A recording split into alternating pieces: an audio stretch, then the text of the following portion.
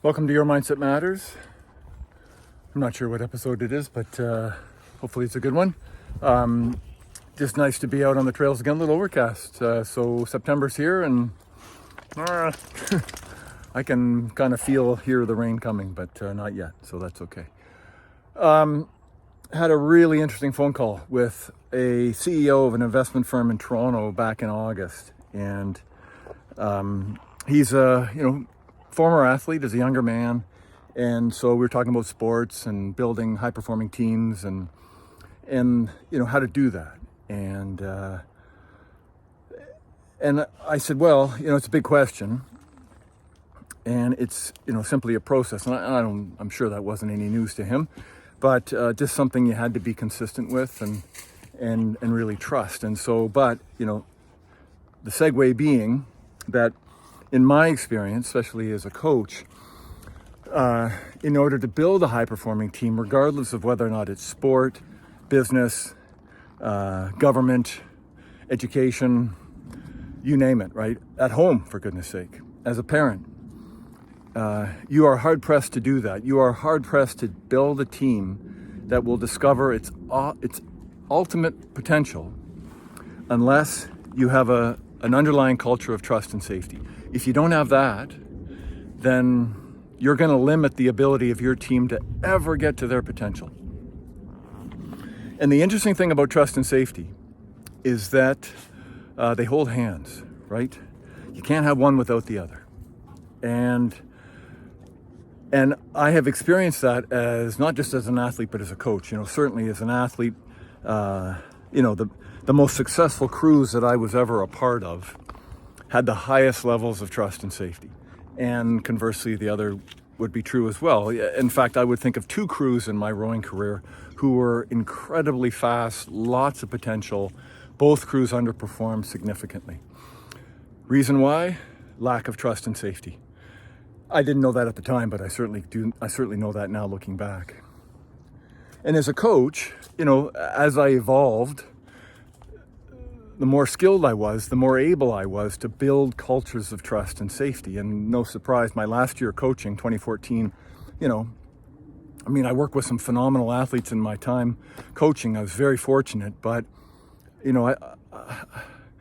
I think it would be easy to argue that 2014 crew was the most successful, fastest, impressive crew that I ever coached. They accomplished a lot of hardware, if you will, but for me, it was the most trusting and safe environment I had ever helped facilitate as a coach. And the results to me just made sense. So how do you build trust and safety? Well, that's the question, right? And the thing about that is that it's not one of those things where you just sort of get a team together and you go, oh, don't worry, in time, we'll be trusting, right? It's not something that you sort of cross your fingers for and hope for, right? It's the term building trust could not be more applicable, right? It is an action. You have to build it. And the thing about building trust is that you have to play first. So it's kind of like, I'll show you my cards if you show me your cards. And people are more inclined to show you their cards when you show yours first. And so as leaders, as coaches, as educators, ministers in government, that's why the word vulnerability is such a buzzword, right? And because you have to be genuinely vulnerable, genuine being the key word here, right? You can't fake this. When you are genuinely vulnerable, when you are willing to show your faults, share your insecurities, your fears, your mistakes with your team, they then feel the trust that you're giving them, and they then reciprocate with the same amount of trust. And that's the challenge, right? That's the hard part about being a leader. When we work with clients and organizations, they say, well, that's hard work. And I said, yeah, it is hard work, but that's your job.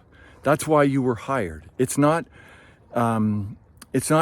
hard by surprise. It's by design, because leadership is tough, and it's different to empower people than it is to manage people, to control people, right? Leadership requires more nuance. And, I guess that's the challenge, or as we would like to say, that's the opportunity.